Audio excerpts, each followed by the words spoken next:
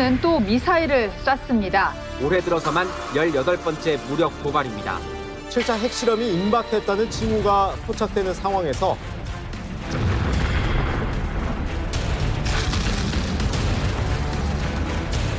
하는 힘도 여기 양것도 먹어먹고 인연이 좋은 인원수가 인민반에서 눈 뜨면 하루 저녁에 3명씩 죽어나간다 그 소리를. 네? 어떡해. 북한의 수도 평양에도 봉쇄 조치가 내려졌죠. 배고파서 죽는 아사자가 더 많기 때문이라는 내용입니다. 최근에 들은 건데 아예 그냥 먹을 게 없대요. 내 목숨을 유지하려면 북한을 탈출하는 일밖에는 없단 말이에요. 도대체 지금 탈북하는 사람들은 어떻게 살고 있을까?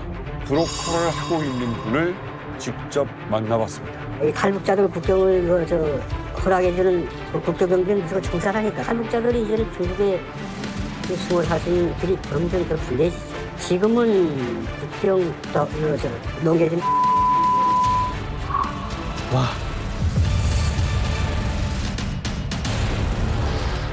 자, 지난 3년간 코로나로 우리 생활이 많이 급변했습니다. 우리뿐만 아니라 전 세계인이 다 그렇죠. 우리에겐 지금은 이제 큰 위협은 되지 않는 코로나. 하지만 지금 현재 북한 주민들의 목숨을 위협하고 있습니다. 네, 그래서 이만갑은요, 코로나 이후 그 어디보다도 더 북한 상황을 예의주시하고 있었습니다. 그런데 저희가 충격적인 제보를 하나 받았습니다. 코로나로 사망하는 주민보다 배고파서 죽는 아사자가 더 많기 때문이라는 내용입니다. 진짜 너무한다. 사람도 안 해. 어떡해.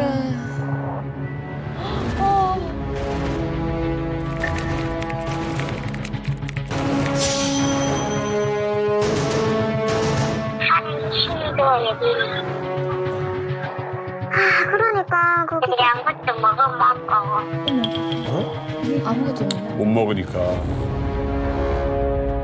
엄청 많이 죽는데 근데 뭐 코로나로 죽는지 굶어 죽는지는 잘 모르겠는데 한인민반에서 하루아침에는 주문이 인연이 죽는 인원수가 인민반에서 눈 뜨면 하루 저녁에 3명씩 죽어나간다 그 소리예요. 와, 이거 완전. 쌀이 일단 없고 중국에서 계속 들여왔는데 중국에서 무역하지 못하잖아요. 일단은 움직이지 못하고 하니까 그 자국내 걸 움직이려고 하니까 쌀이 없대요. 쌀값은 천정부지고 부르는 값이래요. 그게 다 시장을 못 보게 하지. 그러니까. 네, 다니는 사람이 없지. 오직 경찰차만 다닌대요. 네? 하단 넘기가 있으니까 한국으로 있으니까 좀 보내줄 수 있다 하면 내가 나만 보겠단 말이에요. 이번에 지금 그 외부에 가시에서 10월 동안 있으면서 그래서 전부니까 내 자원 자료를 한 가지든 두 가지든 가지고 사달 넘길 도와주는 입장에서 그렇게 하는데 어쨌든 시간이 내 생각은 이게 다만 하는 걸로 내가 좀 해봅시다.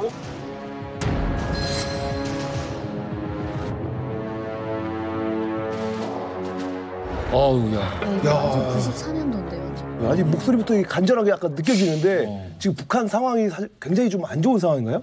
네, 이게 북한은 원래 논이 적어서 쌀이 적단 말이에요. 그래서 필수로 무역을 해서 들여와서 보충해야만 전 국민이 먹고 살 쌀이 되는데 지금 봉쇄를 다 했잖아요. 그래서 쌀이 그 안에서 제가 최근에 들은 건데 아예 그냥 먹을 게 없대요. 없어서 그냥 보여야 그나마 살 수가 있는데 쌀 자체를 구경하기가 너무 힘들고 부르는 게 값이고 옛날에 배급이 몇십 년 전에 지금 30년에 끊겨서 그때 미공급 때 몇백만 명이 굶어 죽었잖아요. 그런 상황이 다시 온 거예요. 지금 다 봉쇄가 되고 자국 내에서는 아우성인 거예요. 다 굶어 죽고 그냥 거의 뭐 하루에 한 끼도 먹기가 힘든 상황이래요. 하룻밤에 인민반에서 3명씩 죽는다고 했는데 인민반이 몇 명이에요?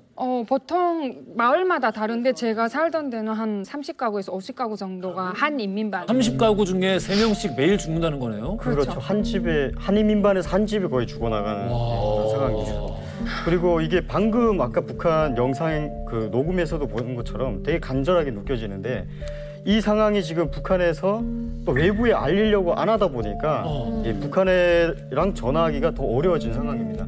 그리고 최근에는 북한에서 전화를 하는 사람을 교도소로 보내는 그런 이제 방침까지 내려져가지고 지금 5월 이후로는 전화를 거는 사람조차 없다고 합니다. 그냥 살기 괜찮아도 사실 깨어있는 사람은 다 가고 싶어 하거든요. 근데 상황 여기 앉아있다가 굶어 죽거나 가다가 죽거나 죽는 건 마찬가지잖아요. 그러면 목숨 걸고라도 가다 죽는 한이 있더라도 나가고 싶은데 문제는 봉쇄를 예전보다 너무 심하게 해서 나올 수가 없는 거예요. 그게 제일 힘든 거죠. 예전에는 그래도 탈북자가 와가지고 도와줄 수 있잖아요, 가족을. 근데 지금은 봉쇄하다 보니까 그렇죠. 그것조차도 받을 수 없는 거예요. 돈을 보내주겠다면은 무서워. 못 가. 이러면서 움직이지를 못하는 상황이기 때문에 그것조차도 위험한 상황이에요. 그 굶어 죽고 있는 사람들이 많다고 하는데 고난행군 당시에 굶어 죽는 사람이 굉장히 많았다는 건 알고 있지만 최근엔 또 그렇게 굶어 죽는 사람이 막 길이 막 널브러져 있고 그 정도는 아니지 않았습니까? 잠깐 좋다고 하지 않았어요? 김정은 때? 네, 잠깐 좋았죠. 네. 북한을 항상 2017년 기준으로 봐야 돼요. 2017년에 김정은이 이제 들어오면서 건국 이래 기적을 만들어냈죠. 바로 화성 15형. 대륙간 탄도미사일 만들었잖아요. 그때 세컨더리 보이콧이 그때 시작이 된 거예요. 그래서 김정은 올라와서 12년부터는 좀 먹고 살만 했어요, 그나마. 그래서 원래 북한이 이 정도 최악이진 않았거든요. 이 정도는 아니었다. 아무리 김일성이 죽고 나서도 장마당에 출연하면서 밀수꾼들이 생기면서 이게 됐어요, 중국하고. 시장이 생기고. 됐는데 지금 북한 상황이 더 안 좋은 이유는 2018년 농사가 와야 망했거든요. 한 해 농사가. 18년 농사가. 그래서 이 19년도 10월 달에 북한에서 마지막 나오신 분이 10월 달에 들어갔을 때 장마당에 쌀값은 정해져 있는데 쌀이 없는 거예요. 어머, 어떡해. 그래서 왜 쌀이 없냐 하니까 군량미로 다 들어가고 나오질 않는 거죠. 그러니까 김정은이 항상 집에 나와서 하는 얘기가 자기 김정은 국무위원장의 비상식량을 푼다. 이런 소리를 하는 거죠. 그 정도로 농사가 아예 망했어요, 2018년. 이분 굉장히 말씀 똑부러지게 잘하시네요. 마음에 들었습니까? 소개를 좀 해드릴게요. 지금 오랜만에 온 유나 씨인데 하노이에 북미 정상회담 갈 때 은희 씨랑 저 유나 씨를 데려갔잖아요. 그래요? 제가 진짜 열심히 연구해서 저 친구를 데려가면 내가 전 세계 언론을 정리할 수 있겠다. 왜냐면 되게 똑부러지는데? 김정은과 트럼프는 분명히 인터뷰를 안 해줄 거야. 그러면 어떻게 하면 우리가 주목을 받을까? 저 친구를 데려가서 제가 우리 오빠가 저를 팔아먹었습니다. 하노이에 가서.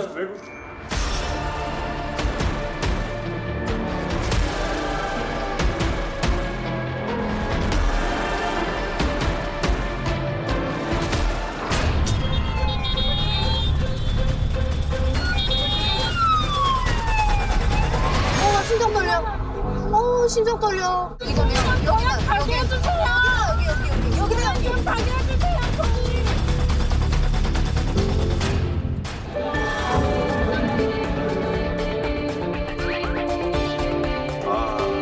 지금 외신들이 우리 은하 씨도 그렇고 지금 여기 유나 씨 왔는데 인터뷰를 많이 요청하고 있습니다. You know, so negotiation is always like that. When we make an agreement with Korea when I was 10 years ago.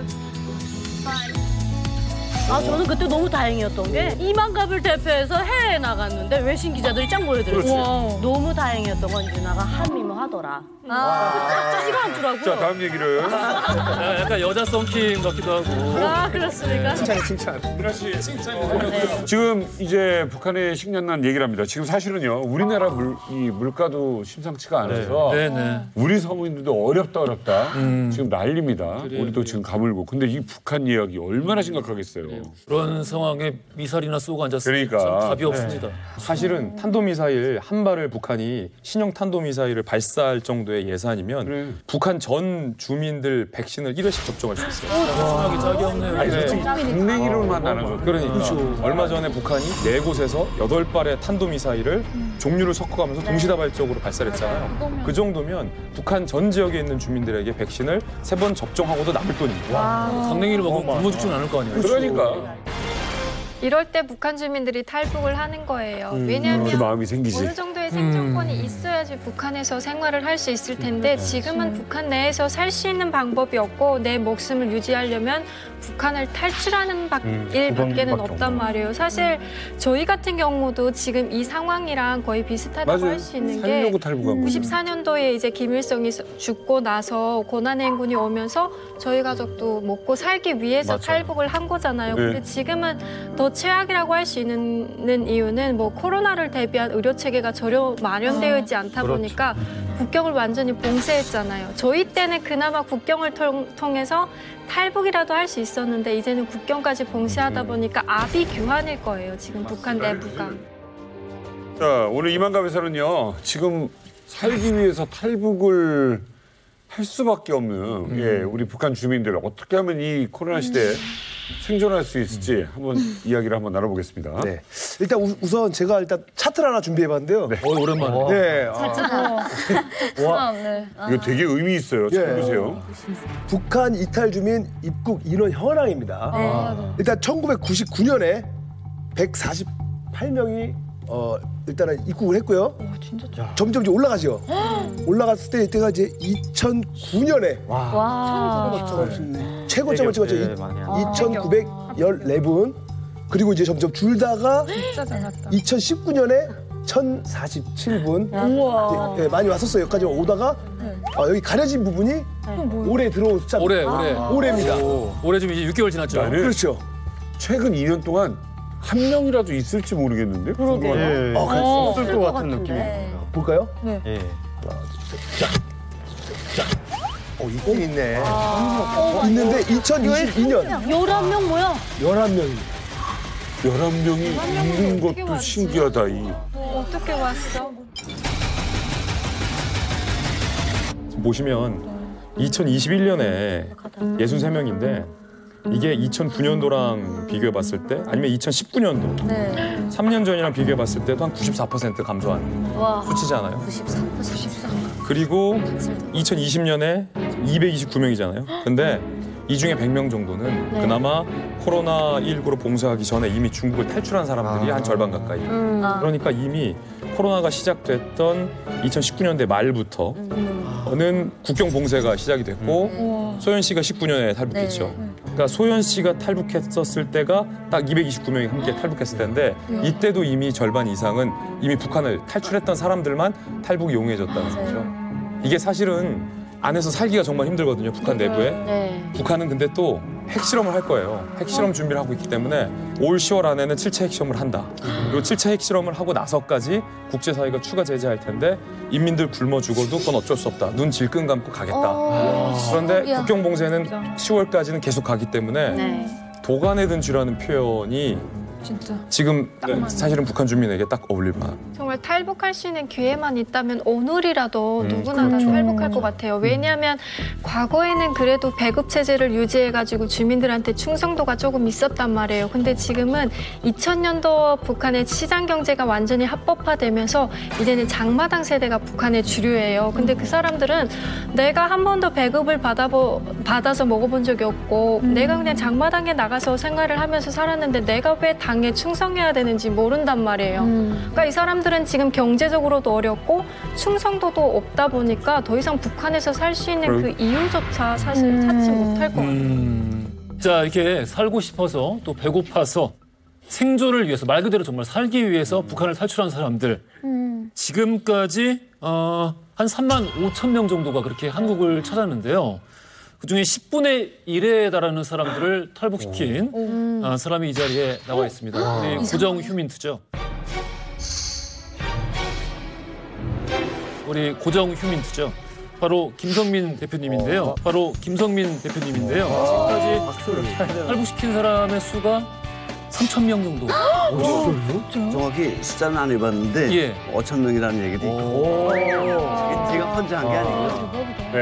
우리 자유판 방송국에 탈북자 구출센터가 공식적으로 있었습니다. 센터가. 네, 그래서 그 웹사이트에 또 작게 또 이제 배너와 센터를 만들어 놓고 거기서 우리 4명이 탈북자 구출 작업을 했죠. 방송국 직원이면서 9일만.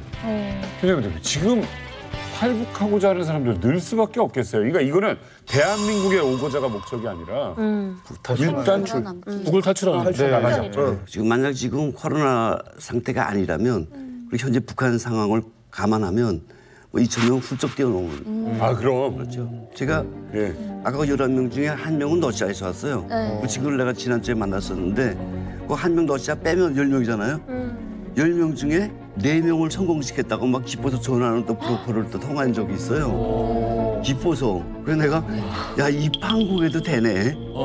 이 판국에 되네. 하지만 그렇게 간절한 사람들을 뭐 끌어오는 사람, 나오는 사람 다 절박한데 코로나 상황 이전처럼 그나마의 경계가 됐으면 훨씬 많은 사람들이 지금 뛰쳐나왔을 거예요. 그럼. 공세가 풀리면은 탈북 러시가 이루어질 수도 있겠네요. 저는 감히 그렇게 말씀드리고 싶어요. 자, 그래서 지금 북한은 소위 탈북 제로 탈북의 시대란 말이 나오고 있는데요.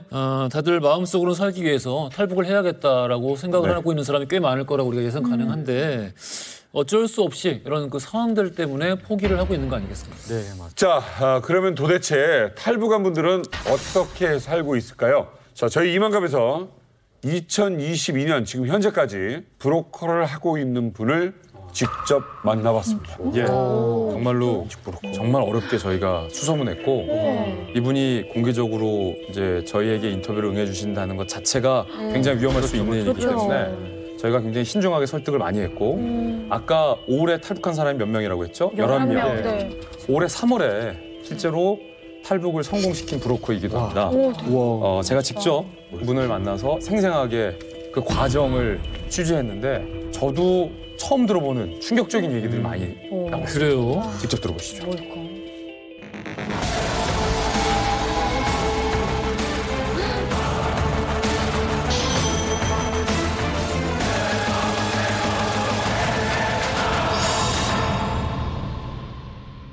브로커 일을 하신 지는 얼마나 되셨어요?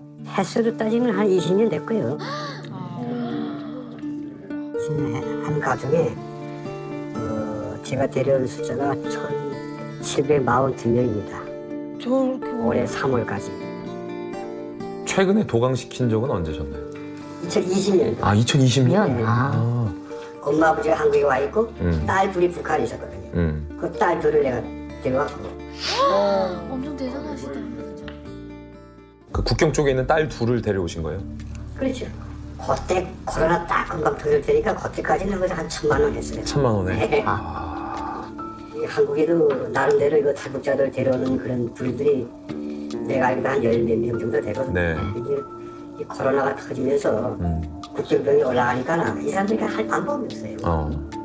탈북을 하고 싶어도 비용 문제 때문에 혹은 국경 문제 때문에 탈북하지 못하는 사람들이 북한 내부에 많이 있나요? 많죠. 특히 여기 한국의 연구자들, 이미 전에 와 있는 가족들, 북한에 남겨져 있는 가족들, 그걸 데려오기 위해서 많이 노력하죠. 그런데 실행을 못하는 이유는 비용 문제?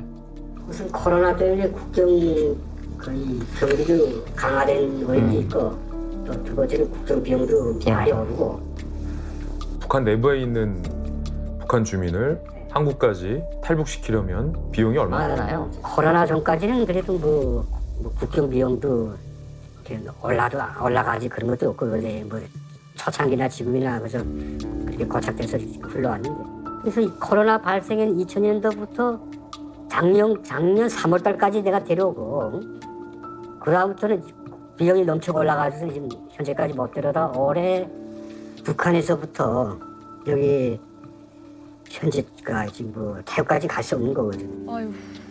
뭐 태국까지 간다 해도 지금 비용이 우리 한국 돈으로 한 8천? 네? 8천? 8천만 원이요? 1억 줘도 지금 못 옵니다. 이렇게요? 왜 이렇게 비싼 거예요? 중국에서부터 시작하면 그래도 20년 전에 저 탈북할 때하고는 한 가지 다른 차이고요. 지금 국경이라는 게 지금 말이 안 해요 지금. 이 탈북자들 국경을 허락해주는 국경병들이 무슨 청산하니까 야들 다 알아요. 와. 코로나 전까지만 해도 국경 비용이 한 1,000만 원 정도 했어요. 북한에서부터 넘겨주는 게 국경 경비대원들이 100만 원, 1,000만 원씩 받았거든요. 북한 국경 경비대한테. 예. 그렇게 받았는데 지금은 국경 넘겨주는 게 3천만 원. 3천만 원으로 올랐군요.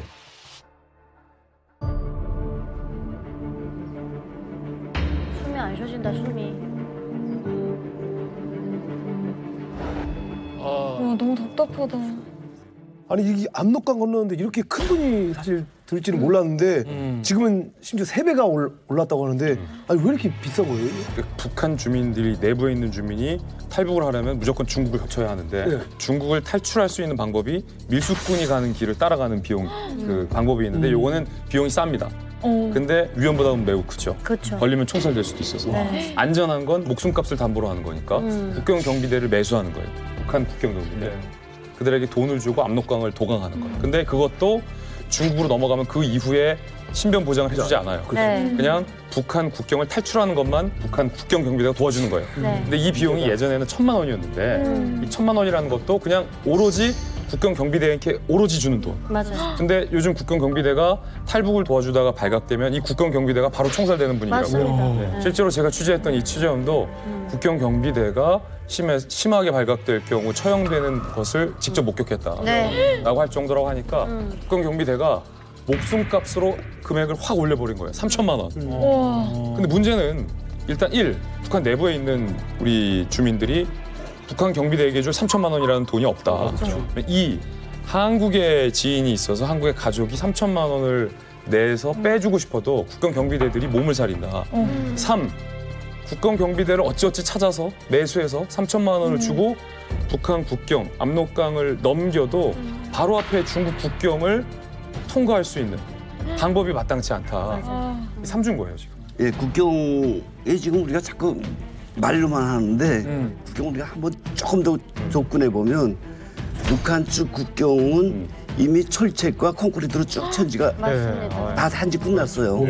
그러니까 거기에 빨래하고 무길로 가던 사람들은 철업길 같은 처소 안내길을 따라서 두만강 압록강에 접근이 가능했어요. 쪽문 열고. 정해진 시간에. 근데 이제 코로나 때문에 거기에 2020년 8월 25일 날에 북한에 이거 폭염 봤었을 겁니다. 폭염은 나왔는데 사람은 물론 짐승 나타나도 쏘라고 폭염이 나와 있었거든요.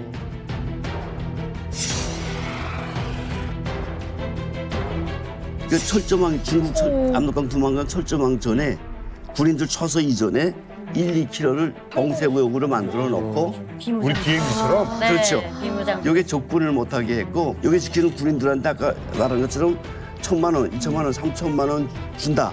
이거로 끝났게 했다고 합시다. 강 건너 쪽에 중국에서 코로나 때문에 많이 또 북한보다 더 세게 철통까지 거칠어지고 있어요. 중국에서는 예전에 저희가 탈북할 때는 중국에는 그 특별 근무를 서지 않았어요. 북한에서 항상 국경경비대원들이 총 들고 돌아다녔는데 그런데 중국은 지금 코로나 아주 뭐만 했다면 봉쇄해버리잖아요. 완전 예민하거든요. 그런데 북한에서 넘어오는 걸 굉장히 극도로 경계하고 있어요. 그래서 여기를 지금 완전히 특별 근무 체계를 갖춰서 중국 국경에서도 지금 24시간 특별 경비를 서고 있거든요. 지금은 거의 인파 써버려요. 그러니까 넘어간다고 해도 저기서도 문제입니다. 여기 가서도 잡혀요. 네. 넘어야 할 고비가 너무 많아요. 네. 제가 북한 내부에 있는 현지 주민한테서 입수한 자료가 지금 바로 이거거든요. 이게 올해 2022년 1월에 그 보위 지도원들이라고 하는 사람들한테 내부 이제 연선 주민들한테 강연 자료로 보낸 겁니다. 강연 자료로? 예. 조국을 위반한 쓰레기들. 쓰레기들의 말로는 비참하다. 이거 문구 자체가 예전에 이렇게까지 심각하진 않았어요. 노골적이진 않았는데. 예. 근데 이거를 가지고 이제 주민들한테 그런 정치 교양 사업을 한다는 거는 그만큼 이제 탈북이라든지 이런 게 더 많이 일어날 거를 예견을 하고 김정은이가 지금 방편을 세우고 있는 겁니다. 저희가 자꾸 말로만 하니까 잘 안 와닿는 것 같아요. 북한에는 폭풍군단이라고 항공육전대 그 특수부대들이 있습니다. 근데 원래 국경을 지키는 건 국경경비대지 폭풍군단의 몫이 아니거든요. 근데 그 인간 병정으로 무장한 이 인간 병기들을 국경에다 갖다 풀었다는 거예요. 네. 그러면서 김정은이 뭐라 그랬냐면 김정은도 아닙니다. 정확하게 김여정이 양강도에 왔다가 탈북자들이 너무 많이 나니까 열받은 거예요. 이제부터 자본주의 뿌리 뽑겠다. 한국 드라마, 한국 노래 부르는 사람들 미성년자까지도 무조건 감옥 집어넣어라. 그러면서 단독 문화 배격법을 만들면서 뭐라 그랬냐면 선사후복. 쏴 죽이고 나중에 보고하라. 내가 너희들에게 폭풍군단 너희들에게 내 고난을 줄게. 그러니까 무조건 여기 뛰어드는 사람은 일단 쏜 다음에 나한테 선조치고 보고하라는 거예요. 그래서 선사 후보를 그때 만들어 놓은 그렇군요. 네. 우리가 브로커에 대한 이야기를 본격적으로 할 텐데 브로커 하면은 아무래도 안 좋은 이미지가 있는 게 사실이에요. 그래서 저도 그렇고 시청자분들도 그렇고 일종의 어떤 편견 같은 게 없을 수가 없는데 브로커들이 이렇게 비용으로 가져가는 돈의 이 액수가 합리적 리즈너블한 그런 수준인 거는 맞습니까? 지금 위험의 정도를 감안했을 때는? 합리적이지 않죠. 예. 어떻게 합리적이겠어요? 합리적이지 않구나. 우리가 100불 주는데 60불 떼면 말도 안 되죠. 완전 이건 불합리하죠. 근데 우리는 어쩔 수 없습니다. 맞아요. 지금 거의 이젠 기업화돼 있어요. 여기서 우리가 기업화돼 있어요. 네. 여기가 전화를 하면 북한 쪽에서 그 브로커 일하는 사람들이 받을 거 아닙니까? 전화만 받으면 번이 가기 전에 몇 프로 이미 뗀 X가 정해져 있기 때문에 그거 내목 하고 그거를 전해줘요, 북한 사람들한테. 전해주면 바로 그 받은 사람이 또 통화도 해줍니다, 여기다 대고. 확인 전화까지. 다 받았다고. 예. 이게 나름대로 짝 시스템이 돼 있어요. 근데 이게 사실은 또 이제 한국 브로커는 그렇게 얘기하지만 저는 이제 현지에서 5년 동안 브로커를 했댔거든요. 저희가 이제 2010년도 그때 당시에는 500만 원, 700만 원.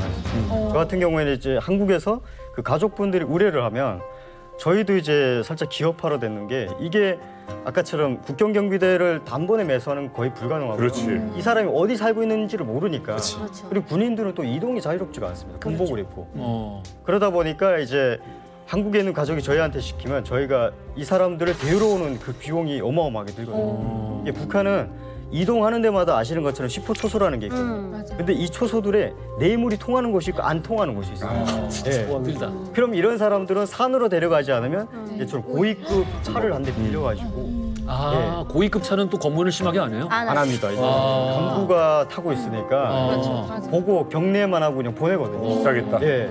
그러다 보니까 어디에 있냐에 따라서 저렇게 자강도에 있으신 분은 엄청 한 3배, 4배로 올라가고 꿈도 못 꿔요, 저희 그렇지. 가족은. 그러니까 저희 국경 연선에 있는 분은 그나마 좀 쉽습니다. 그래서 한 300, 400 정도면 그때 당시 이제 넘겨보냈거든요. 2015년도까지만 해도 그나마 이게 국경이 이게 살벌하지가 않아서 강 넘겨주는 비용만 제가 400만 원에 왔거든요.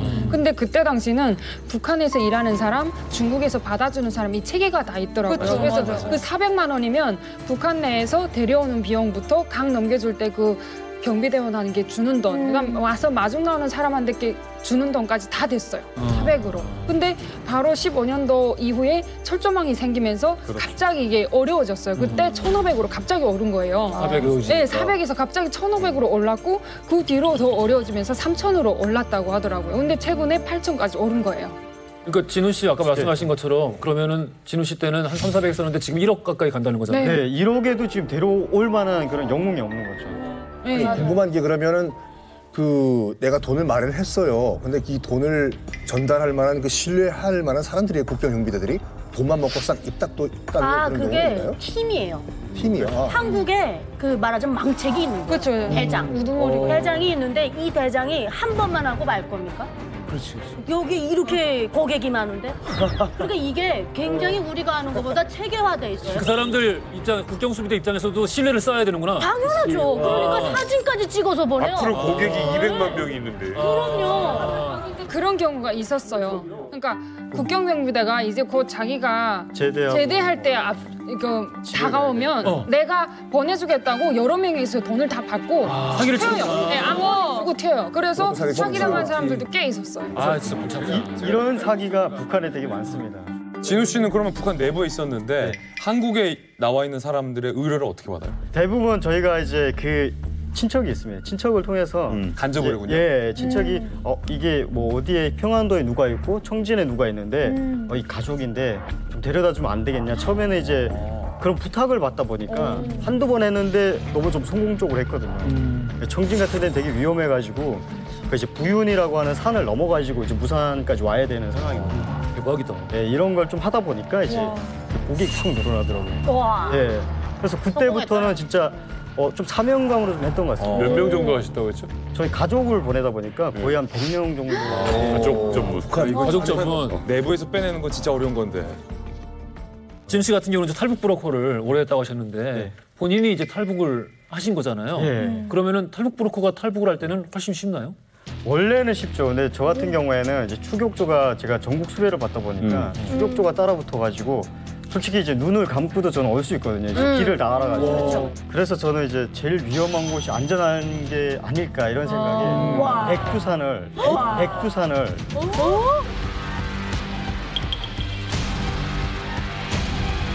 혁명의 성지라고 부르거든요. 북한에서. 신성한 산. 그래서 백두산을 통해서 저는 탈북을 하게 됐어요. 너무 간이 천지를 넘었어요? 천지를 넘었어요? 천지를 가면은 탈북이 아니라 관광이지. 천지까지는 안 갔어요. 예. 아니 사실 그 관광으로 가도 사실 올라가기 힘든 곳이 너무 높은 데인데. 그렇죠. 밀림이 되게 뭉쳐. 밀림을 딱 지나면 백두산 가기 전에 그런 백두산이 다 돌이거든요. 밀림 지역으로 해서 중국으로 넘어가시는 그렇죠. 그걸 이제 멀리서 보면서 아 여기서 신출기모를 여기서 했구나. 네, 이런 생각을 하면서 화산이니까 현무암. 왜 그쪽 백두산 쪽으로 왜? 사실은 제가 이제 8, 9월달에 백두산을 넘었거든요. 근데 이때가 백두산의 둘쭉이라는 게 되게 유명합니다. 둘쭉? 유명하죠. 유명하죠. 둘쭉술. 예. 그래서 그 둘쭉을 따러 전국에 이런 기관 기업소들이 와서 외화벌이 사업을 하거든요. 그 틈에 끼었는데 제가 그때 당시 가을이다 보니까 이런 뾰족구두에 이제 또 쫓기는 몸이다 보니까 정장을 입었댔거든요. 구두 신고 백두산. 구두를 신고 이제 직접 또 둘쭉을 안 따면 의심을 받을 것 같아가지고 거기에도 이제 경비대가 되게 많거든요. 그래서 둘쭉을 따면서 되게 어렵더라고요. 그 둘쭉 따는 게. 그러면서 이제 저는 전적지. 다 아시는 전적지에는 진짜 들어가면 그게는 반동으로 몰릴 수도 있고. 당연하지.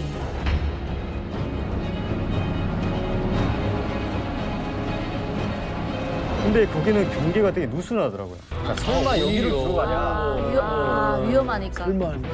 그래서 이제 딱 넘어왔는데 마침 이제 잠복초소가 있는 거죠. 근데 이게 잠복초소가 있다는 거는 거기가 탈북하기 쉽다는 거거든요. 물이 얇으니까 뛰어갈 수도 있거든요. 와 대박이다. 그래서 그 잠복초소 앞으로 진짜 대낮에 대낮에 이제 넘어서. 아니 이게 진우 씨가 너무 쉽게 말하니까 뭐 브로커니까 너무 쉽게 했나 이렇게 생각되잖아요. 그렇죠. 너무 어렵습니다. 백두산은 아까 말했던 뭐 구호물동 뭐 전적지가 엄청 많아요. 거기에 다 진짜 실탄을 든 군인들이 다 지키는데 예를 들어서 구호나무 가까이만 가도 섰 하거든요. 맞습니다. 왜냐면 구호나무에 뭐라도 잘못할까 봐. 그 정도로 김정일이 태어났다고 하잖아요. 김정은이 백두산 혈통이래잖아요. 북한 하면 그 정체성이 백두산 아닙니까? 근데 거기를 탈북했다는 건 미치지 않고선 가능하지 않아요. 미쳤다. 돌아온 거죠 지금. 하지로 미쳤다. 처음 들어갔어요. 워낙 까마니까. 그러면은 그 가장 큰 이 노하우가 결국 그건가요? 오히려 남들이 위험하다고 생각하는 쪽이 오히려 덜 안전하다고 생각했습니다. 그리고 워낙 대단해요. 아니 진짜 근데 백두산이 저도 가봤지만 진짜 이렇게 좁은 데 있어요. 중국하고. 근데 대신에 낭떠러지예요. 저는 지금 너무 궁금해요. 어떻게 그 낭떠러지를 밧줄 타고 내려왔는지. 저희가 14일을 산에 헤매면서 루트를 찾았거든요. 14일. 저희라는 거는 혼자가 아니었어요? 저희 아버지랑 다행히 저희 아버지가 또 약초를 연구하시던 분이다 보니까 산에 대해서 되게 잘 알았고 오히려 의심도 덜 받겠다. 약초 전문가니까. 아버지랑 둘이. 그래서 이게 어느 쪽으로 가게 되면 절벽이 있는데 또 다른 쪽은 아예 이런 무연한 벌판이거든요. 백두산 자체가. 그래서 우리는 그 벌판을 통해서 벌판으로. 그리고 또 다행인 게 되게 고마웠던 게 그때 당시 중국에서 저를 도왔던 분들이 제가 이제 백두산에 와가지고 전화를 했댔거든요. 근데 이분들이 도와주겠다고 사실 그런 상황에서 외면할 수도 있는데 배중이요. 넘어오라고 도와주겠다고. 돈도 별로 없었죠. 돈도 아예 없었습니다. 그런데 공짜로 그 신용 가지고 온 거야. 신용으로. 지금도 진짜 되게 고맙게 생각해요. 그러면 진우 씨 같은 팁이 있으면은 지금 봉쇄된 상황에 있는 북한에 근데 탈북을 원하는 사람들 탈북할 수 있습니까? 지금은 거의 불가능하다고 생각합니다. 그런 노하우가 있어도? 노하우가 있어도 이거 진짜 중국이 아이 코로나 때문에 거의 검문소마다 지금 거의 백신 패스랑 신분증 검사를 하거든요. 그러다 보니까 안 돼. 너무 모르고 이게 진짜 이만갑을 보시는 북한 주민들이 되게 많거든요. 이 방송을 보신다면 지금은 움직이지 말라고. 지금은 안 된다. 중국 쪽 때문에?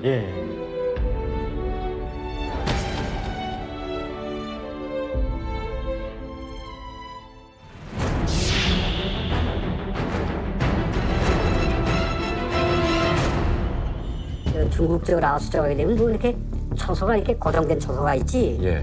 그렇게 뭐 진을 치고 뭐 어설길마다 거기다 뭐 초소 세워놓고 그런 적이 없었거든요. 지금은 이 어설길마다 다 거기다 초소를 만들어놨어요. 아예 그런 길까지 넘어갔나요? 그때도 이 코로나 확인서 안에는 신분증이 있으니까 코로나 확인증도 떼가지고 뭐 백신 한번 맞았다는 확인서도 떼가지고 이렇게 해서 간 거예요. 안에는 신분증 없으면 뭐든지. 이제 탈북을 할래도 백신 접종 증명서가 있어야. 그렇죠. 그래야 통과를 합니다. 그렇지. 중국인들도 못 움직이는데. 맞아요. 진짜 아무도 못 움직여. 접종 확인서를 중국 돈 500원 주고 우리가 샀어요. 사서 그걸 가지고 통과한 거예요. 확인서까지. 네. 지금은 중국에서 이거 안면 인식이라는 거, 이걸 지금 뭐 개발해가지고 이제 자기네 국민들을 다 얼굴 인식을 시켜요. 그러니까 중국의 IT 발달이 아주 골치 아프게 만들어버린 거예요. 이게. 저 미국보다 더 발전했어요. 안면 기술. 그러니까 공항 들어갈 때, 뭐 역전, 뭐 기차, 뭐 이거 터미널이 들어갈 때, 그때 그 카메라가 얼굴 인식해가면서 그 매표소에 가서 얼굴 인식하게 되면 돈 내고 꼭 받는 거예요. 뭐 신분증 내고 이런 거 없어요, 중국은 이제. 그럼 이제는 어떻게 해요? 그러니까 탈북자들이 이제는 중국에 지금 생활할 수 있는 길이 점점 더 불리해지죠. 그래가지고 지금 한국 왔다가 지금 줄 선 사람이 한 7,800 된 것 같아요. 중국 내부에요? 내부에서만.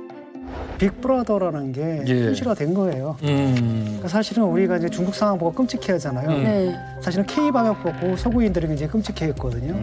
우리가 동선 추적했잖아. 어떻게 개인 정보를 갖다 국가에서 맘대로 가가지고 너 어디 갔었지 이걸 하느냐를 굉장히 끔찍하게 생각해요. 그런데 우리는 뭐라고 생각하냐면 간단한 거. 아니 보안을 위해서 방역을 위해서 범죄를 예방을 위해서 뭐가 문제야. 아마 중국도 그럴 거라는 겁니다. 근데 문제는 뭐냐면 우리 탈북민들 생각해봐요.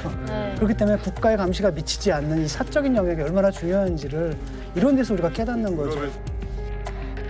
전 인터뷰하면서 제일 황당하고 어이없었고 동시에 안타까웠던 게 그 백신 패스 때문이에요. 왜 얼마 전 우리나라에서도 백신 패스를 있어야 학원을 가게 한다. 백신 패스 있어야 없으면 백화점 못 가게 한다고 우리나라 국민들 난리 났었잖아요. 근데 중국에 탈출해 있는 우리 북한 주민들에게 백신을 맞을 수 있게도 안 하면서 백신 패스가 없으면은 탈출을 못 하게끔 막아주는 거거든요. 그러니까 얼마나 어이없는 상황입니까? 그리고 특히 지금 중국 같은 경우가 성 단위로 봉쇄를 해서 어찌어찌 3천만 원을 주고 예컨대 북한 국경을 탈출했다고 가정합시다. 아니면 운 좋게 코로나가 유행하기 전에 중국으로 탈출해서 숨어 있었다. 우리 주민이 북한 주민이라고 가정을 합시다.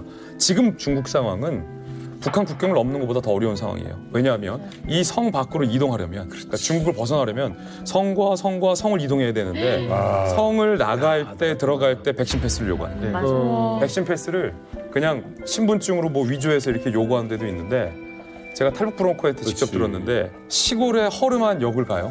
역을 가는데 카메라가 있어요.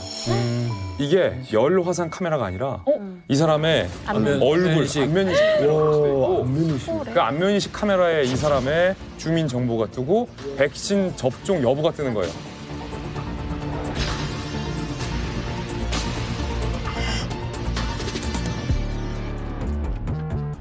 이게 컨펌이 안 되면 기차 티켓을 끊을 수가 없어요. 너무 신기하다. 사실은 탈북 브로커들이 예전에 중국의 안전지대까지만 탈출시켜 놓으면 거기서 중국 신분증 위조해가지고 역 가서 기차 타고 중국 빠져나오면 그냥 탈북이거든요. 근데 이제는 이미 중국에 탈출해 있는 사람들도 중국 밖으로 갈 수가 없게 됩니다. 그래요.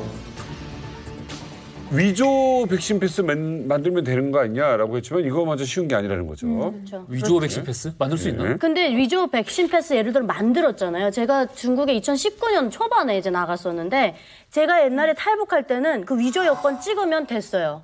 그랬는데 지금은 이제 안면 인식 됐는데 그거 플러스 국가에서 인정한 위챗 같은 어플리케이션 안에서만 결제가 가능해요. 그러니까 이게 뭐 이렇게 종이를 위조해서는 소용이 없다. 안 돼요. 제가 택시를 탔는데 예전에 저희가 탈북민들이 제일 위험할 때 잡는 게 택시예요. 택시 기사한테 돈 주면 이거 내 딸이다. 그러니까 초소 통과시켜줄 수 있어요. 그런데 택시기사한테 제가 탔는데 예를 들어 30위안이 나왔는데 제가 현금밖에 없으니까 제가 위챗을 쓸 일이 없잖아요. 그러니까 100위안을 내니까 자기 현금이 없대요. 저한테 70위안을 줄 현금이 없대요. 100위안 갖고 간 거예요. 그럼 너는 도대체 뭘 쓰나 하니까 저한테 보여주는 거예요. 자, 이거 깔아야 된대요. 보니까 그 초록색 나는 위챗이에요. 근데 지금은 얼굴로 결제가 돼요. 왜? 네, 얼굴로 이 신용카드 다 등록돼 있어요.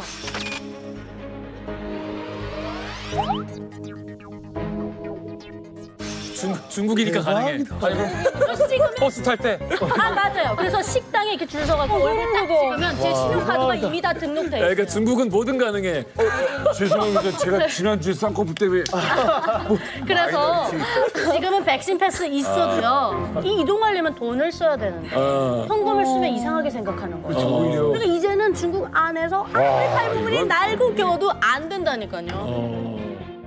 근데 그 중국의 IT 기술에 대해서는 우리가 확실히 알고 지나가야 되는 게 그 정도 기술은 다 있거든요. 네. 어느 정도 수준의 나라는 다 있는데 중국이 지금 하고 있는 건 중국밖에 못해요. 왜냐면은 우리는 저걸 할 수 있는 능력이 있어도 개인의 자유와 개인 정보의 문제와 이런 것 때문에 절대 이거는 통과할 수가 없어요. 근데 중국은 공산당이 하고 싶으면 하는 거야. 맞아요. 아니 그러니까 중국에 가서 정말 이 코로나 이전에 뭐 지금 전 주말마다 중국을 들어갔었는데 그러니까 길거리 가면 황당한 게 뭐냐면 길거리 이제 횡단보도 있잖아요. 횡단보도 이제 빨간불이 켜졌는데도 이제 그 신호 위반하고 건너죠. 제 얼굴이 찍혀가지고 앞에 있는 큰 전광판에 딱 떠요. 신호 위반자. 이야, 어머, 신기해요. 이야.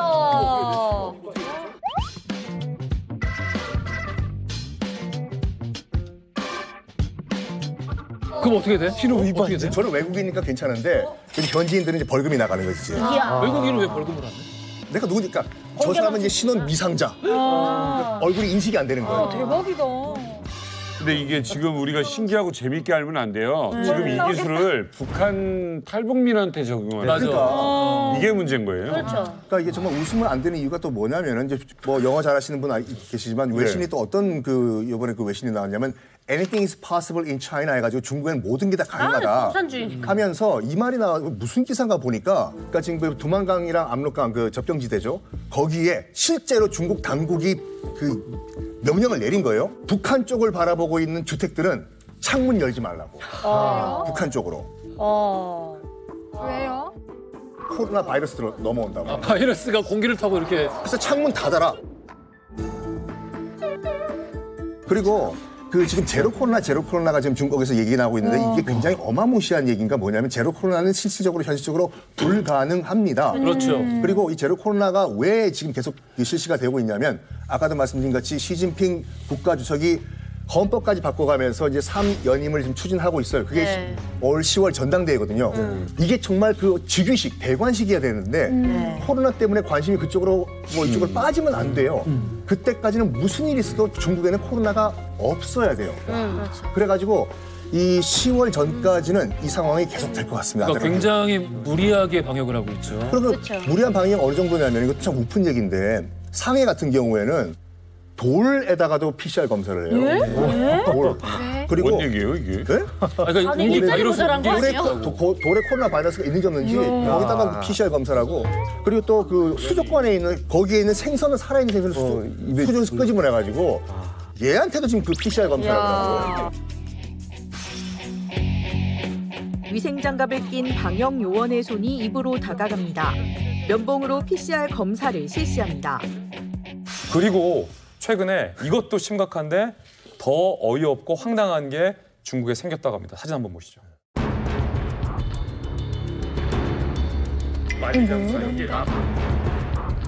자, 이게 남부 만리장성이라고 불립니다. 아, 저게 만리장성이에요? 중국 국경과 인접한 국경지대 쪽에 세워진 남부 만리장성인데 이게 4,800km. 4,800km? 방대한 장벽을 높이가 4m고요. 철조망에 감시 카메라, 감지 센서가 설치된 장벽입니다, 장벽. 그러니까 이게 의지가 확고하네, 중국 쪽에서. 못 오게 하겠다는 의지가 굉장히 확고해 보이고. 근데 중국이 그러는 이유가 있어요. 이게 올해 5월에 사실은 탈북을 성공했다고 5명이 성공을 했대요. 올해 5월에. 올해 5월에. 그래서 어떻게 국경을 넘어서 넘어갔는데 그 중에 2명이 코로나 확진이에요.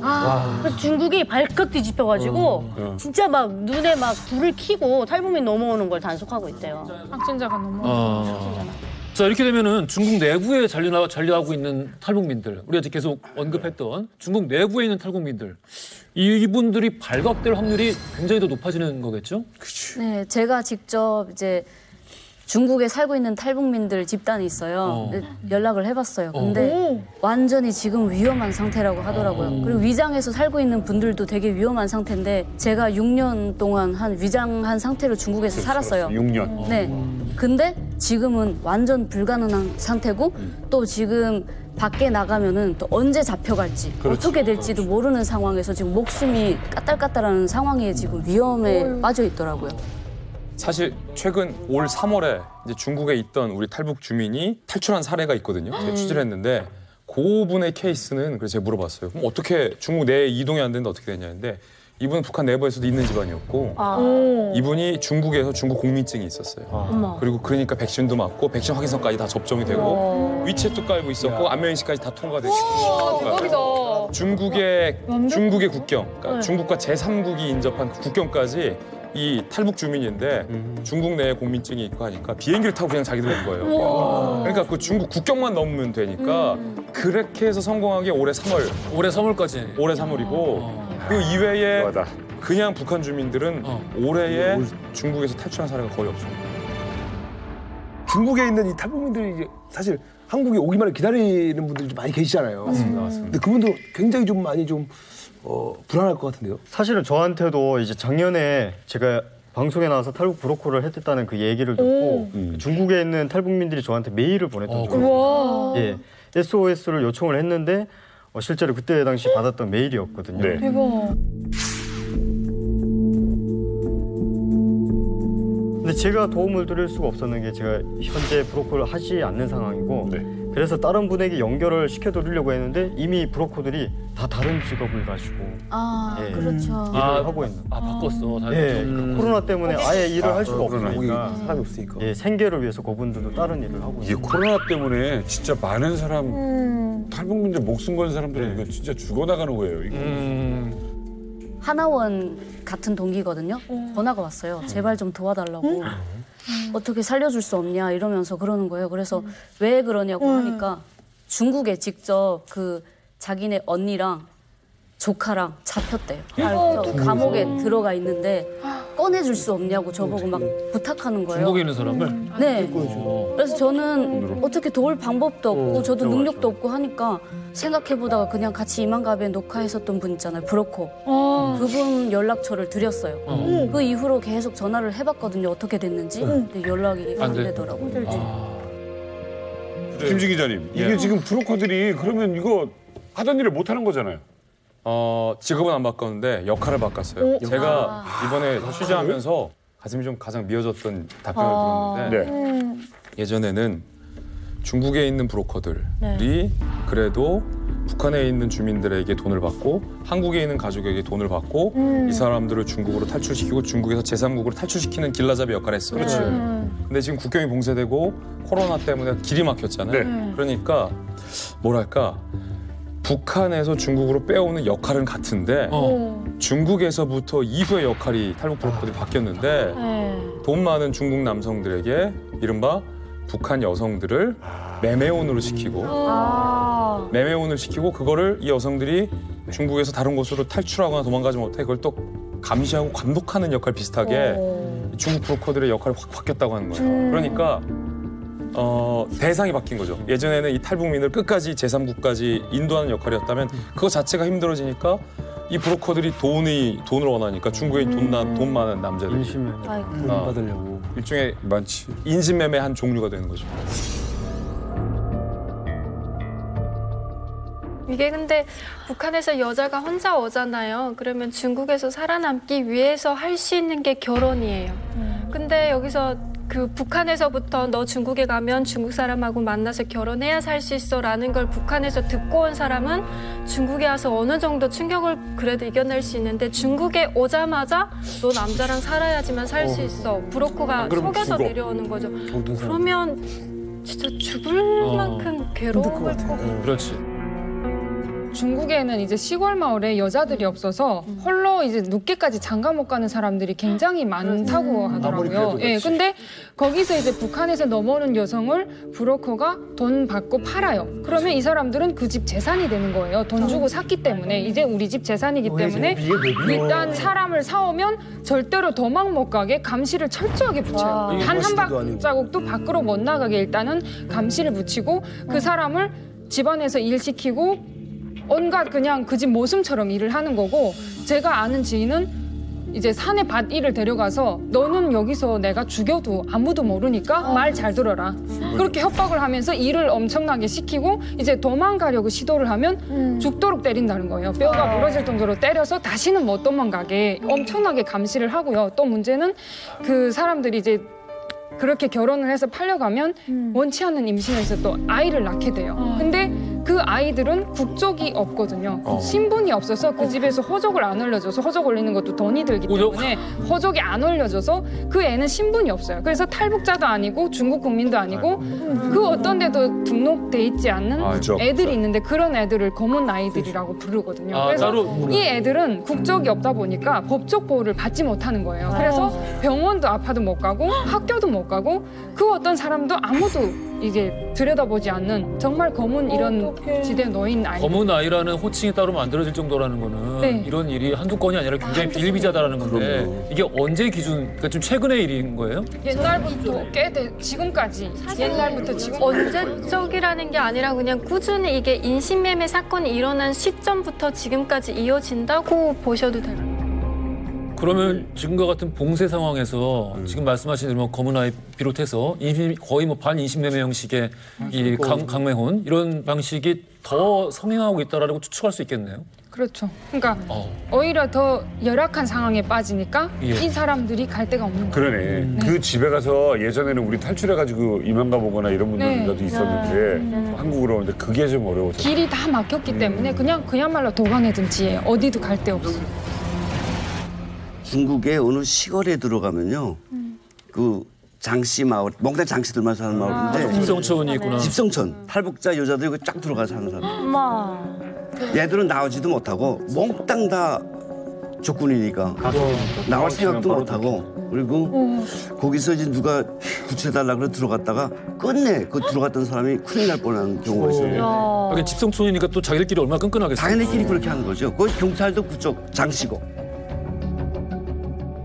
리부여 워요라는 별명이 있거든요. 리부여 워요가 너가 싫으면 내가 가질게 이거예요. 그러니까 형한테 시집이 왔는데 형이 보고 나 싫어 이러면 리부여 워요. 네가 싫으면 내가 가질게. 그럼 아들 둘 다 싫대요. 그럼 아빠가 그러는 거예요. 너가 싫으면 그럼 아빠가 가질게. 그러면 아니 아빠는 부인이 있잖아요. 네? 아빠는 부인이 있잖아요. 부인 없는 경우가 많죠. 네, 시골 가면. 그래서 그 여자들한테는 중국 그 동네 사람들이 별명을 붙여요. 야, 제가 리부여 워요다 이렇게. 그렇게 해서 시집온 그걸 알면서? 네, 그런 별명을 붙이는 그래서 경우가 있어요. 이제 일을 농사일을 안 시키고 집안에다 묶어놓고 가둬놓고 문 잠궈놓는 케이스가 너무 많았던 거예요. 도망갈까 봐. 근데 솔직히 북한이 지옥 같아서 목숨 걸고 나왔는데 더 지옥을 만난 거예요. 너무나도 끔찍하게. 그래도 북한에서는 자기 집을 뭐 밖으로 못 나가는 정도는 아니잖아요. 근데 팔려갔다, 인신매매 당했다 이러면 내가 살던 고향보다 몇십 배로 더 지옥이고 정말 사는 게 아니. 그냥 그 팔려가서 사는 거는. 야, 인권의 사각지대란 말이 이렇게 딱 들어맞는 경우를 너무 오랜만에 봐가지고 이게 지금 현재 시점의 얘기라는 게 놀랍습니다. 북한의 바로 이 국경이 중국이고. 그렇죠. 그럼 거기 가서 우리나라 대사관을 찾으면 도와줘야 되잖아. 그게 안 된다는 거죠. 그렇지. 엄마가 2011년도에 한국에 가고 싶다고 그렇게 얘기를 하는 거예요. 그래서 제가 전화를 했어요, 대사관에다가. 그래서 저희 조선 사람입니다. 도와주세요. 같은 민족이지 않습니까?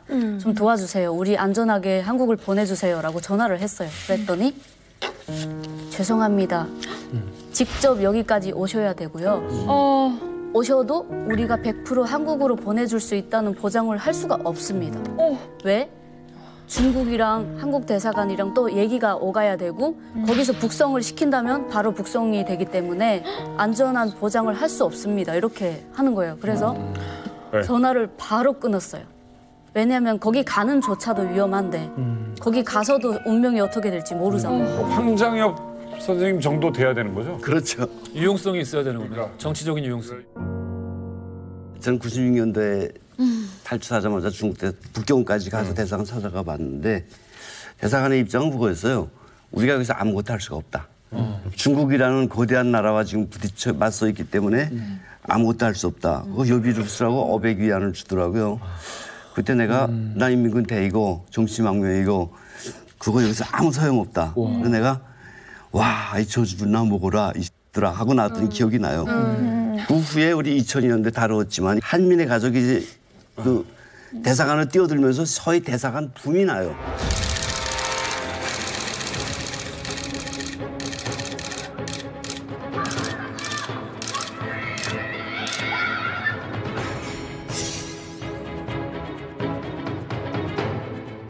맞아. 그때 한국 대사관도 막 들어갑니다. 네. 국제학교를 들어가고 브로커들이 일부러 그쪽으로 유인해요. 독일 학교 막. 이렇게 되니까 중국이 이제 작전을 펴는데 최소한 10개월, 길게 2년 못 나가게 해버려요 그냥.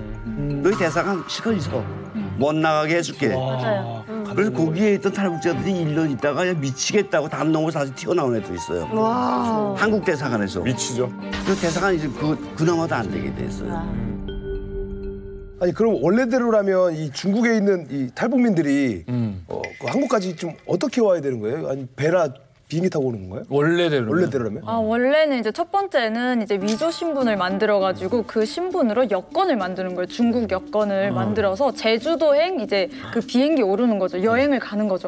가가지고 거기서 경찰에 이제 일부러 가요. 경찰서에 가서 나 탈북민이다. 빨리 잡아가라. 이렇게 해서 잡혀가지고는 이제 그 사람들이 경찰들이 이 사람들을 국정원부터 하나원까지 이제 풀코스로 이제 인계받는 거죠. 인계해주는데 이제 이거 같은 경우에는 비용이 너무 어마어마하게 들기도 하고 모든 탈북민들이 내 가족을 이렇게 좀 안전하게 데려오고 싶다 이래서 저도 되게 아직 부모님이랑 동생이 북에 있거든요. 그래서 데려오고 싶은 마음에 돈을 되게 많이 모으고 있는데 데려오고 싶어도 지금 현재는 브로커가 없으니까 3년째 계속 브로커를 구하고 있는데 아직도 못 구하고 있는 상황이에요. 그러면은 그 제주도 루트가 가장 비싸고 안전한 루트인 거예요? 네, 제일 안전한 루트죠. 근데 이것도 이제 코로나 이후 못 하겠네 IT 때문에. 그게 왜 그러냐면은 일단 여권 자체는 만드는 게 굉장히 쉬워요. 위조하는 게 진짜 어려운 거는 이제 사증 비자 받는 거거든요. 그렇죠. 대사관에 가니 비자 신청하려면 신원이 확실해야 되기 때문에 도장은 꽝 찍어주는 건데. 제주도는 무비자예요. 무비자예요. 제주도는 지금 무비자로 외국인들이 입국이 가능하기 때문에 이제 루트로 제주도를 이용하는 거죠. 근데 이제 보통의 탈북민들이 다 비행기 배 타고 오면 얼마나 그렇죠. 근데 이제 초창기에는 몽골로 다 갔어요. 맞아. 순실이형. 그렇죠. 몽골이 최초의 루트입니다. 그런데 이때 고비 사막에서 얼어 죽고 맞아요. 굶어 죽고 목이 말라서 죽고 이렇게 사고가 되게 많았어요. 그래서 새롭게 나타난 루트가 제3국 루트라는 것이죠. 그래서 보통의 탈북민들은 이 3국 루트를 통해서 들어왔는데요. 제가 루트를 준비했습니다. 이렇게 보시면 이제 여기가 북한이죠. 그래서 제 고향이 여기 평안북도거든요. 여기서부터 대한민국 여기까지 내려오는데 300km 정도밖에 안 걸려요. 정말 고속도로 잘 뚫려 있으면 2~3시간 안에 내려오는데 이걸 2만 킬로를 이렇게 돌아서 오는 겁니다, 대한민국. 근데 이제 첫째는 여기 중국 압록강하고 두만강 여기를 중국을 먼저 넘어가서 중국의 대륙을 횡단해가지고 곤명, 쿤밍이라고 하죠. 곤명으로 간 다음에 라오스 국경을 넘습니다. 라오스하고 태국 사이에 메콩강을 사이로 두고 국경이거든요. 악어가 많이 나오는 데입니다. 그래서 실제로 배가 뒤집혀서 악어에 잡혀 먹힌 분들도 있을 정도로 굉장히 위험한 데입니다, 여기가. 그런데 여기 라오스하고 요 태국 요 사이에 여기도 국경 경비대가 있어요. 그래서 요 보트가 교차할 때 저희가 전속력으로 달려서 여기 태국에 딱 들어가면 저희를 그냥 빠바바바박 내려놓고 브로커는 빠져요. 그 다음에 이제 우리가 태국 안에 있는 그 경찰한테 일부러 잡힙니다. 자수. 네. 저희가 DPRK, North Korea에서 왔습니다. 하면 데리고 가요. 그래서 감옥에다 넣는데 그 다음에 난민 수용소.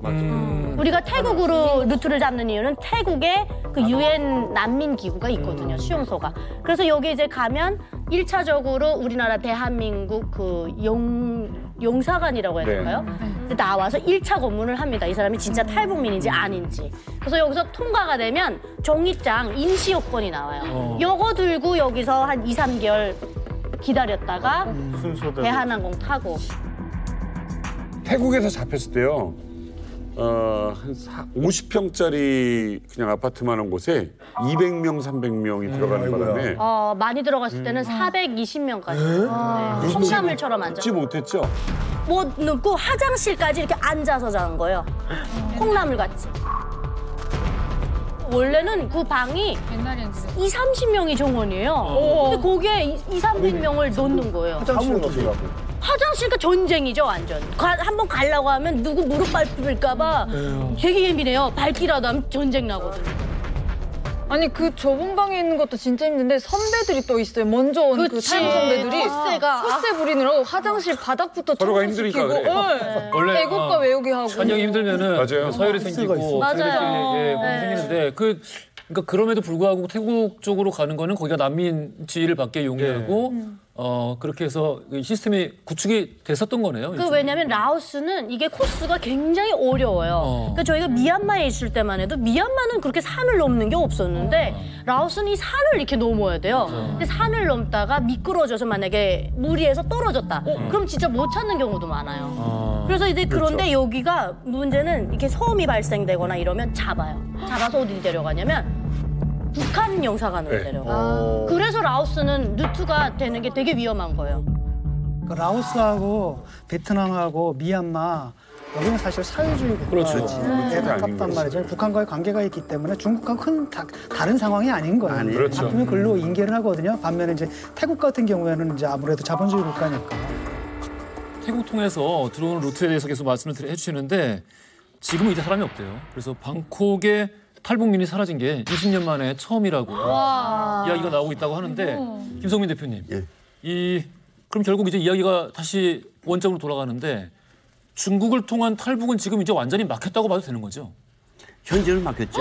하지만 길은 얼마든지 열릴 수 있다고 보고 말씀하신 것처럼 태국 사람들이 20년 동안 지금 탈북자들이 그렇게 들끓던 데가 없으니까 이거 완전 웃긴다라고 지금 현장에서 얘기할 정도로 다소 썽해졌죠. 하지만 저는 지금도 계속 주장하고 싶은 게 브로커들은 지금 당장 활동 못하지만 여러 가지 방안을 모색하고 있기 때문에 코로나만 없으면 열릴 수 있지 않냐. 현재는 난방하지만 열릴 가능성은 그러니까 지금 다 모색하고 있다.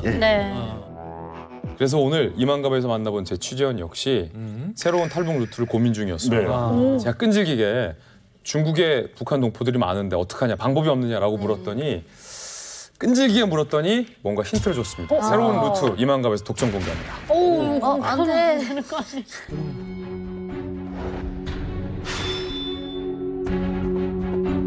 올해 3월 달에 4명 어린 분들이 가다에서 뽑았는데 그 사람들은 미국행을 택했어요.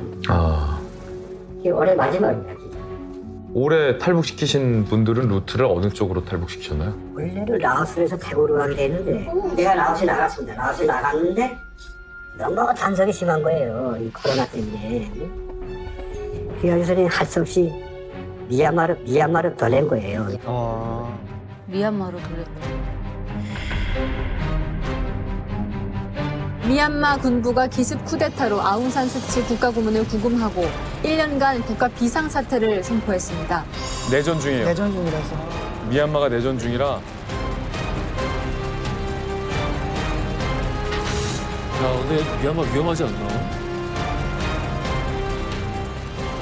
미얀마는 지금 그 내부 전쟁하잖아요. 군부가 내부 전쟁하는데 오히려 그 내부 전쟁하니까 국정적인 지금 거슬하는 거예요. 국정이 신경을 안 써요.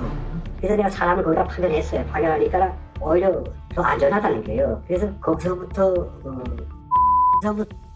넘겨가지고 미얀마에서 하고 있어요.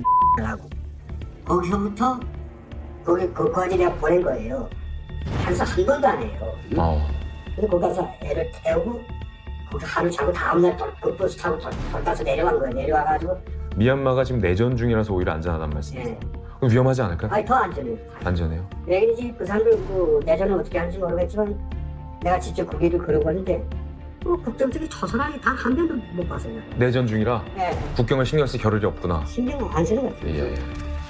그 버스 타고 오는 것도 뭐 단속 한 번도 안 하고 신분증 보다는 소리도 안 하고 그런 것도 없고 그 사람들 내밀 태우고 다시 내가 태국까지 오는 가정이 단 한 번도 단속 받아본 적이 없어요.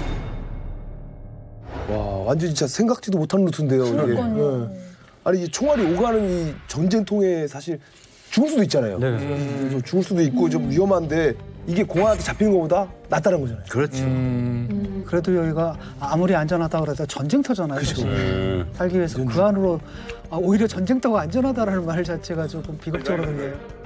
제가 미얀마로 올 때 이제 앙산 수치 여사가 권력을 잡기 전이었어요. 군부가 잡았을 때. 한참 전이고. 근데 이제 저는 그 데리러 나온 브로커가 총을 든 군인들이었어요. 미얀마 군인. 무서워. 저희는 그 쿤밍에서 갑자기 물이 불어서 물을 딱 넘었는데 군인들이 총 메고 나온 거예요. 그것도 지프차인데 운전대가 왼쪽에 오른쪽에 있는 거. 영국식으로. 그래서 이거 뭐지? 우리 잡혔다. 이렇게 생각했는데 막 그 미얀마 말을 막 하더라고요. 근데 갑자기 따라오라는 거예요. 막 풀피리 불면서. 이건 뭐지? 우리 군인들한테 가야 되는 거야. 그랬더니 그 중국말 가능하신 분이 미얀마 그분데 중국말 좀 하시더라고요. 물어보니까 브로커라는 거예요. 저희가 군용 지프차를 타고요. 미얀마 국경을 통과했어요. 근데 가다가 갑자기 이게 뭔가 상관에게 보고가 됐는지 저희를 그 민간에다가 내려놓더라고요. 그래서 3일을 저희가 그 초가집에서 그 도마뱀들이랑 같이 잤거든요. 그랬는데 오히려 센 막 이런 왕별 단 사람이 내려왔어요. 내려더니 뭐라고 막 샬라샬라 하더라고요. 덤뭉태기가 이만큼이 왔다 갔다 하는 거예요. 그러더니 우리 11명을 더 큰 지프차에다 태워가지고 업그레이드 됐다. 에어컨 빵빵 틀어주고 노래까지 틀어주면서 너무 좋다. 이쪽게 하면서 그래서 내가 그렇게 하고 라오스 국경까지 가고. 오히려 저는 그때 알았어요. 북한이 이게 군사가 독재를 하면 부패하기 마련이거든요. 부패하기 때문에 그 홀이 커. 북한이 지금 딱 그렇잖아요. 저희 아빠도 군인이셨지만 군인들이 북한에 짚어쳐서 통과하기 더 쉽습니다. 근데 오히려 군인이니까 쫙 말하면 쫙쫙 통과했어요. 그러네. 통과했어요. 근데 이게 주현 씨. 이거보다 더 좋은 방법 없을까? 좀 위험한데요. 왜냐면 내전 국가니까. 중국을 아예 통하지 않고 일단 바로 휴전선을 넘거나 바다로 나오거나. 근데 바다로 나오는 게 쉽지가 않아요. 북한 당국에서 너무 통제가 심하고 일단 바다 접근이 힘들어요. 바다로 가려면 배가 있어야 되고 그 배 안에 며칠 먹을 식량을 싣고 모든 그 사람들이 같이 혼자선 또 안 되거든요. 여러 명이 움직여야 되는데 여러 명이 바다로 접근하는 일이 너무 힘들어요. 그래서 이게 좀 어렵죠. 네.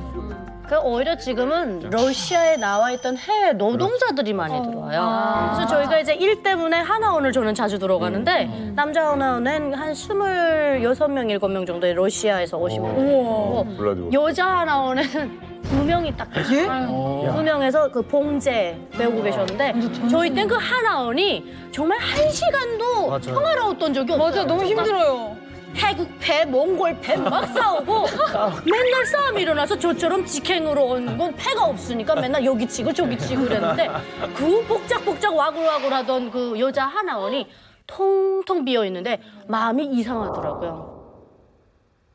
사실 지금 그 중국 내에 있는 이 브로커들이 루트를 개발 중이라 하잖아요. 근데 중국 성마다 안면인식 등에 있어서 못 통과하는데 이거를 다 무마시킬 수 있는 중국 내부의 국경을 완벽하게 빠져나올 수 있는 루트를 사실 전 들었어요. 근데 그거는 진짜 공개하면 안 될 거라서. 알았다. 예. 조심하시라요. 그건 진짜 공개하면 안 돼서 방송에서 말할 수 없지만 그래도 희망은 있다. 희망은 있다. 제가 지금 김성민 대표님이 말씀을 안 하시는 거예요. 그래서 자꾸 그러잖아요. 우리가 들은 그거 맞아요? 그래도. 맞아요? 아까 그랬잖아. 이게 다 빠져나오는 수가 있다. 수가 있다. 그런 데가 있으셨네요. 아우, 김성민 대표님. 이런 얘기 하면서도 계속 이제 조심스러운 게 이런 루트를 개척을 한다거나 또 이제 개척된 루트를 뭐 공개를 한다거나 이럴 때 아마 북한 쪽이나 뭐 공안 쪽이나 당연히 그걸 알아내려고 하는 사람들도 있을 거 아니에요. 이걸 알아내기 위해서 뭐 스파이를 붙인다거나 이런 경우도 있나요? 탈북자가 10명 움직인다, 뭐 4명 움직인다면 거기에 중국 공안에서 파견한 임무받은 탈북자, 북한에서 임무받은 탈북자 무조건 섞여졌어요. 그래서 과거의 브로커들은 저가 모아지면 휴대폰 일찍 먹어 해소하는 게 첫 번째 임무였어요. 와, 일단 저 같은 경우에는 제가 이제 방송에 나와서 브로커를 했다고 하니까 이제 의문의 그런 메일들이 되게 많이 왔거든요. 근데 그 중에 이제 북한 공작원도 있었습니다. 실제로 이제 북한 IT 대표단을 이끌고 심양에 나와 있다고 했던. 북한 IT 대표. 나 좀 내보내줘요? 예. 이 사람이 실제로 이제 대표단을 이끌고 탈북을 하겠다고는 안 했는데 다른 대표단의 그 단장이라는 여자랑 자기가 이제 내연 관계인데 꼭 탈북을 하고 싶은데 이분이 직접 얘기를 하기를 자기는 이제 태용호만큼 그런 거물급이다. 예, 거물급이다. 이래서 제가 진짜 그 예전에 그런 인맥들을 동원해가지고 이제 줄을 만들었거든요. 그래가지고 마지막 확인 절차를 해야 되니까 그럼 여권을 보내라 해가지고 여권을 보냈습니다. 우와, 받았어요? 예, 받았는데 저희가 이제 조회를 해보니까 이미 2년 전에 북한으로 들어간 가짜 여권을 그럼 뭐야? 보낸 거죠. 그럼 뭐야? 그래서 제가 그걸 알고 나서 역공장인가? 예, 트랩인가? 따진 거죠. 오 마이 갓. 그러니까 이제 이분이 실토를 하는 게 자기는 이제 북한 정보원이 맞다고. 아하. 탈북자들 데려오는 과정이 솔직히 말해서 그 북한에서 그 임무받고 전에 탈북자로 이장하고 전에 우리한테 접근해서 한국 가게 해달라 이렇게 해서 우리 가는 길도 알아내고 그런 것들이 들어 있었어요. 북한 내에서 탈북자로 위장해서 그러니까 북한 그 탈북자로 중국으로 내보내가지고 그 사람들이 우리 브로커를 잡으려고 북한 사람들 하나하나 자꾸 빼가니까나 우리 잡으려고 전에 도대체 어느 길로 가는가 상국으로 간다는 건 알지만 어느 방향으로 갈 걸 알기 위해서 그 탈북 이장해가지고 전에 거기다 그 북한 스파이를 우리한테 집중시키죠. 그렇게 해서 내가 한번 체포됐어요. 응? 그 스파이 때 걸려가지고.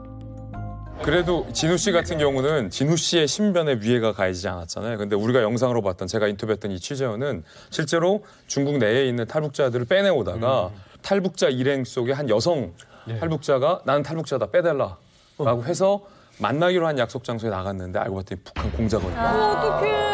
근데 이 탈북자 여자가 북한 공작원이죠. 중국 공안들을 대거 데리고 와서 지금 방금 보셨던 이 브로커가 그 길로 체포돼서 중국 감옥에서 7년을 살고 있어요. 7년이요? 7년. 접근을 해서 탈북 루트를 캐려고 하고 그게 뜻대로 안 되니까 잡아서 그냥 중국 감옥에 넣어서 7년을 살다 나왔어요. 만기범 나왔어요. 방금 보신 그분이 우리 좀 여러 가지 탈북의 뭐 루트나 유형에 대해서 지금 이렇게 막 봉쇄 전까지 어떻게 해서 굴러갔었는가 이런 것들을 알아봤는데 근데 여러 가지 탈북 방법이 있다고 하더라도 모든 탈북은 결국에는 다 위험하다는 생각이 들어요.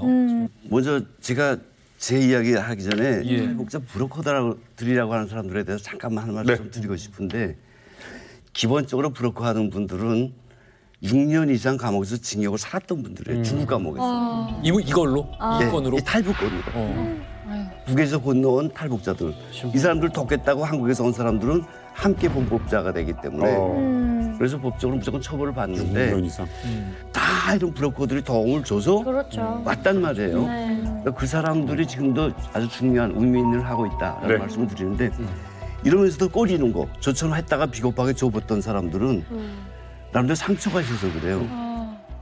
그 북한 구원을 위한 기도운동, 전 세계적인 기도운동을 하던 선인식 목사라는 분이 미국에서 이제 큰 교회를 하시는 분이 있었는데 이분 어느 날 전화가 왔어요. 네가 그런 일을 한다고 하니 사람 하나 좀 구해줘. 그래서 예 어디요? 했더니 뭐 심양 쪽에서 있는 우리 장로님이 하는 공장에 일 열심히 하는 애가 알고 보니까 탈북자더라. 그거 좀 데리고 오면 안 되겠냐. 그래서 이거 얼마든지요. 그거 가만 안 쳐두세요. 우리 사람 보낼게요. 해서 가서 데려왔어요. 안전한 도시에 모인 게 9명이 이제 저가 됐어요. 대체는 9명 돼야지 움직이니까. 그래서 차 봉고차 내서 지금 움직이는데 이제 그 베트남 갔다 라오스 갔다 이제 태국이다. 그 거의 한 달 걸리는 시간을 거의 다 지켜보면서 지금 나름대로 나도 신경을 쓰고 많은 사람이 신경을 쓰고 있어. 그 별이라는 애 때문에 20살짜리. 갔는데 전화가 왔어요. 그래서 왜 했더니 거기에 한 10m 되는 폭이 있는데 물이 불어서 일단 물이 좀 불었대요. 그리고 작은 쪽배를 숨겨놓고 있었는데 없어졌어. 또 내려가. 나한테 전화가 왔는데 오픈해놓고 우리 다 헤엄칩니다. 다 가겠습니다. 우리 좀 막지 말아주십시오. 뭐 이래가지고 야 백사장 그 청장이 정확히 좀 파악해봐. 그렇지. 어느 정말 다 정도 헤엄친다니 하니까 다 한답니다. 야, 나도 솔직히 결심 못하겠는데 네가 알아서 어떻게 결심해서 해볼래? 그래서 지가 그럼 건너가자 그랬어요. 9명이 뚝 들어가는데 바로 2m가씩 들어가더래. 그리고 3명이 어후적 하더래요. 그러니까 얘가 너무 급하니까 2명을 머리끄댕이 잡고 겨우 끌고 갔는데 막상 가서 세보니까 8명이야. 별이가 지금 없는 거야. 그때부터 3시간 동안 전화가 뚝 끊어지는데 너무 답답해서 나도 무슨 사고 난 것 같은데 계속 하다가 백사장한테 끝내 온 게 아니라 3일 후에 북한에서 전화가 왔는데 북한에서. 북한에서요? 왜요? 별이 엄마가. 예? 나 별이 엄마야, 이 강도 같은 놈아. 너 어떻게 이 자는 내 딸 데려다가 사람 죽일 수가 있냐. 못 찾아. 아, 나 아무것도 할 수가 없었고, 와, 이거 내가 어쩌다가 이런 일을 했지? 막 후회되고, 비행기 타고 이제 갔어요. 현장에 가서 막 찾아보고 강 흙도 오토바이 없죠, 뭐. 그래서 후간증을 가져왔어, 내가. 가져와서, 야, 이 별이 엄마 보면 이거라도 혹시 재주면 되지 않을까 싶은데, 어쨌든. 그때 김성민 대표님 구출 사업 접으신 거예요? 결정적인 거 이거였어요. 마음에 상처가 됐어. 너무 컸어요. 오기 막히고 막. 제가 그 한국에 와가지고 2002년도에 왔는데 3월에 입국해가지고 6월달에 그 한국사에 나왔거든요. 나와서 뭘 할 것인가 하마 하다가 탈북자들 하나라도 중국에 숨어있는 탈북자들 당신들이 걸은 길을 안내서만 좀 데려오라고 저를 자꾸 하더라고요. 그래서 그럼 탈북자를 좀 데려오는 걸 해보자. 그러니 사실은 그렇잖아요. 뭐 내가 이 일을 함으로써 언젠가는 저 북한 정권이 무너지겠지. 탈북민들 한 명이라도 한국으로 데려오게 되면은 언젠가는 북한 정권이 무너지겠지만 이 생각 하나 가지고 한번 해보자. 항상 중국에 나가서 하기 시작했죠. 앞으로도 저는 북한 정권이 무너질 때까지 저는 이 탈북 구출 사업을 할 겁니다. 이야기를 듣다 보니까 어떤 방식으로 이게 실현되고 구현될지는 모르겠습니다만은 대규모 탈북이 있을 것 같다는 예상은 충분히 할 수 있을 것 같거든요. 결국 우리가 수용을 해야 하지 않겠습니까? 남한에 오기를 희망하는 사람들에 한해서. 그러면은 우리로서는 어떤 준비가 필요할지 여러분들 생각 한번 듣고 싶네요. 여기 지금 앉아 있는 것 자체가 뭐 저도 몰랐어요. 정말 미안하다는 생각이 드네요. 아까 말씀하신 것처럼 뭐 직선 거리로 200km, 300km면 서울에서 대구도 아니에요. 이 거리를 2만 킬로를 삥 둘러올 수밖에 없는 이런 현실을 많은 국민들이 모르고 있어요. 그리고 또 북한 문제, 인권 문제에 대해서 거론을 하면은 괜히 뭐 이 남북 관계를 틀기 위해서 왜 헛 일을 하냐라는 말을 하는 시기도 있었고. 자극하지 말라. 자극하지 말라. 심지어는 이제 미국이 북한 인권법을 통과시킬 때는 그거를 방해하기 위해서 또 많은 사람들이 미국 현지를 건너간 케이스도 있었고. 네. 그러니까 지금 우리 문제지 않습니까? 그렇기 때문에 일단은 북한에서 탈북을 해가지고 우리나라로 들어올 건데 이걸 아유 또 저 사람들 왜 여기 넘어오냐. 저도 그렇게 생각했었어요. 그러니까 같은 민족으로서 우리가 받아들일 수 있는 현실적인 인식이 필요하다고 봅니다, 진짜. 얘기를 들으면서 한 가지 조금 걸리는 건 뭐냐면은 그래도 남한에 친지가 있거나 이런 사람들은 돈이 있어서 오지만 그나마도 없는 분들은 오지 말란 얘기가 뭐야. 이런 부분에 대해서 국가 차원에서 뭔가가 좀 있어야 되지 않을까. 어쨌든 우리 헌법상, 대한민국 헌법상 북한 주민도 다 우리 주민들이거든요. 우리 시민들이고 지금 여러 가지 뭐 탈북 루트나 방법이나 그 와중에 겪는 어려움들 또 인권 유린, 인신매매 이런 얘기까지 다 했는데 이런 탈출에 따른 구호 활동에 정부가 좀 더 적극적으로 나설 수 없는가. 대표님께서 혹시 그 요청 같은 걸 좀 해보신 적은 있으신지? 제가 아니라 그 옛날 서울시장 하던 김상철 변호사님이 탈북자들을 중국에 갔을 때 정치적 난민도 해야 된다, 유엔에 제소해야 된다 해서 100만 명 서명 운동을 가지고 저랑 함께 스위스에 갔댔어요. 근데 안 됐어요. 중국이라는 거대한 벽이 있기 때문에. 그래서 그러면 1000만 명을 해보자. 1000만 명 서명까지 해가지고 그것도 다 CD에 구워서 또 국제사회에 갔어요. 근데 역시 중국은 정말 높은 벽이었더라. 그런 거 있고요. 미국은 또 미국대로 북한인권법에 북한 넘어온 사람들이 미국으로 오라 그럼 받아준다는 거예요. 그래서 들어가는 사람도 있어요. 근데 역시 중국이 문제예요. 중국에서 안 되니까 중국을 피해서 삼국의 UNHCR에 가야 되는 거예요. 그래서 저희 탈북자들이랑 북한 인권 활동가들은 이런 문제를 계속 제기하죠. 한국 정부가 중국을 향해서 말을 하라. 북한 탈북민들은 대한민국 국민이다. 중국 길을 열어라. 이런 선언적인 얘기라도 해야 되는데 이걸 못하고 있어요. 중국을 향해서 한국 정부가 원칙적인 목표를 내고 미국과 유엔이 함께하면 아무리 중국이 높다고 해도 허물 수 있지 않을까 구경을. 중국이 반대하는 건 어떻게 수는 없는데 저는 좀 그랬으면 좋겠거든요. 공식적으로는 그런다 하더라도 비공식적으로 얘기를 해서 예컨대 중국이 뭐 이렇게 목숨 걸고 단속할 필요는 없는 거 아니에요. 그러니까 적당히 묵인해주면서 그렇죠. 이분들이 안전하게 갈 수 있게끔 그냥 묵인만 좀 해달라고 한국 정부에서 그 정도 얘기를 할 수 있지 않습니까? 그리고 그건 상당히 실현 가능할 것 같아요. 얼마 전에 브로커들과 같이 이야기도 하고 모임이 같이 만남이 있었어요. 근데 한결같이 한 소리가 지금은 움직이지 말라. 어느 친구가 이런 말을 하더라고요. 어둠이 깊으면 새날이 온다는 징조다. 지금 최악의 상경인 것 같아도 조금만 기다리면 길은 열리고 대한민국 정부가 정말 손을 내밀고 좀 더 편안한 환경이 펼쳐졌을 때 와주시면 좋겠다라는 말씀.